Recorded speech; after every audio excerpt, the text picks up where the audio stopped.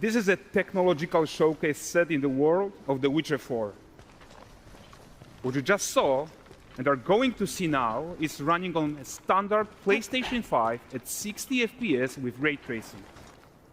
So in the game, you'll be playing as Ciri, a professional monster slayer, a witcher.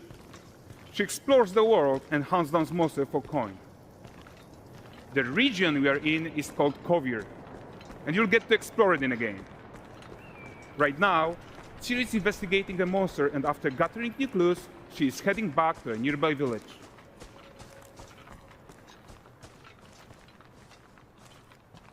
All right, everyone, meet Kelpie. Let weeds be weeds, Kelpie. So just like Geralt had Roach, Ciri has her own loyal companion. We return to town. These two characters need to feel like one. Since you're gonna explore the world on horseback, riding needs to feel seamless, natural, and just fun. Yeah, and to support that, we're introducing multi-character motion matching in Unreal. So Ciri and Kelpie, they're perfectly synchronized when mounting from any angle and speed. And we also support root motion movement on Kelpie, so controlling her feels realistic and grounded. And there are also some really nice improvements to our Unreal Chaos Flesh Solver and these machine-learned deformations. So you've got realistic muscles moving and stretching under Kelpie's skin without compromising the performance there.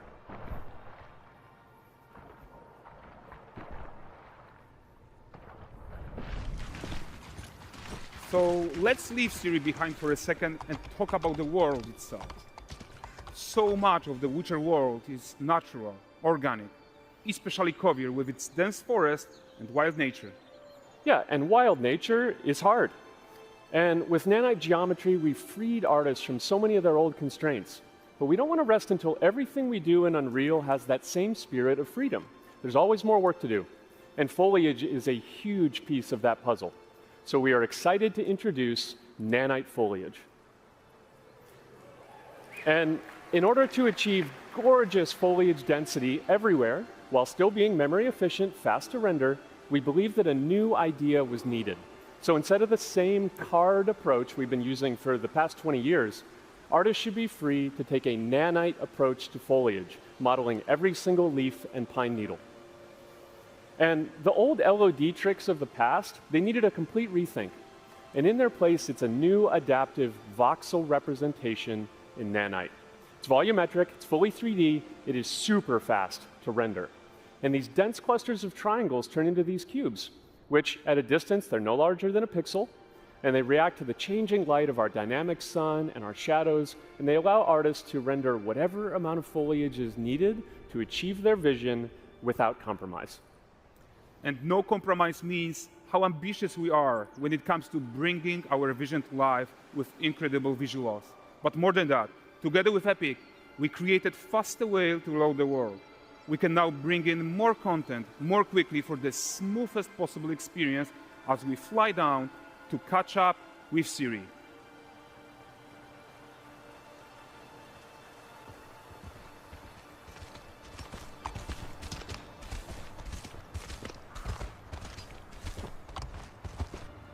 Welcome to Valdrest.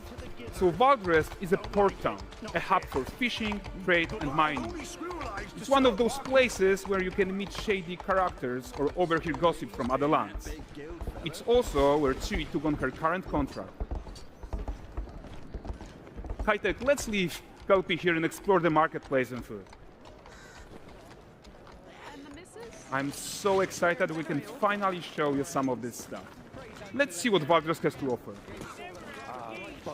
Not her again. Not even at the land Exeter Fair. Now, 9 gazes while I present him with a fish. For the furry rascal will often wait, and the fair's wait grants good fortune. For this feat, I ask for your generosity. Pardon. Guys, notice how responsive the world is. Character actions directly affect what happens around you, sometimes even setting off chain reactions. Everything is working together.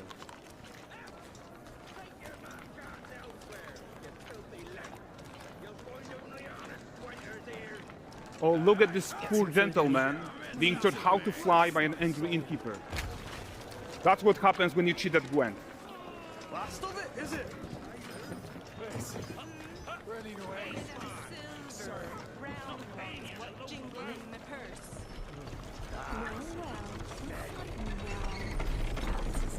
Okay, so this is the guy who gave the series quest his own. Like you probably suspect, he has his own agenda in all of this. You off your tits again, Wilfred. Get your ass up.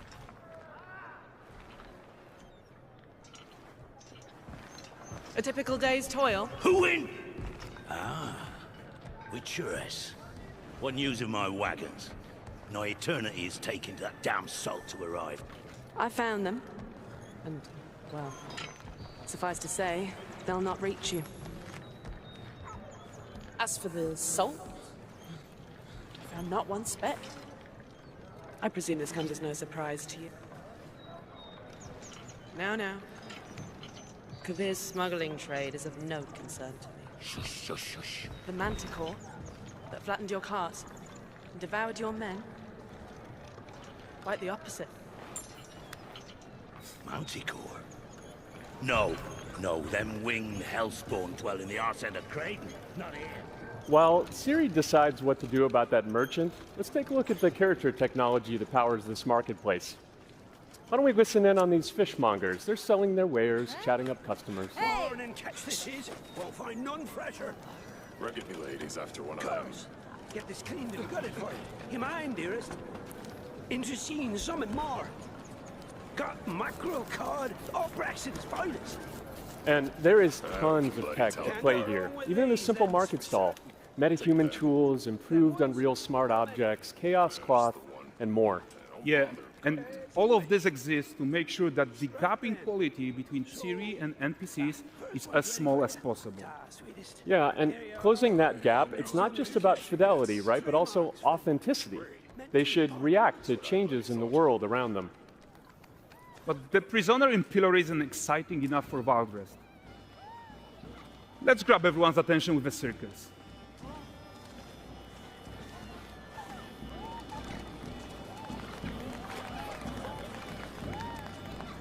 But the great performance deserves a huge crowd though. Let's crank it up.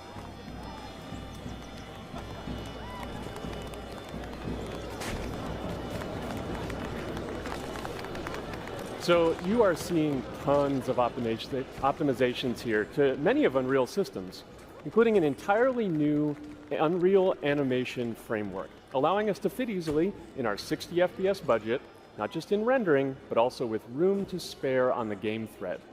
Over 300 animated skeletal mesh agents all going about their business. And the whole point is to leave breathing room for developers like you to introduce the gameplay and the systems that your players expect, empowering you to make your worlds come to life without Unreal standing in your way. You are right. And that's the open world RPG that we're making. But before we wrap up, how about one final check-in with Siri?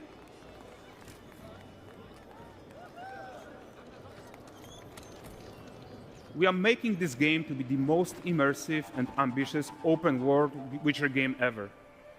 And we are making this a reality thanks to our work on Unreal with the team at Epic. I think what we are doing together is going to bring in a new generation of open world RPGs, and I'm so proud of what we accomplished so far. We are too. So we're almost done, but before we go, here's a small gift for all Witcher fans. A first look at Lanexeter.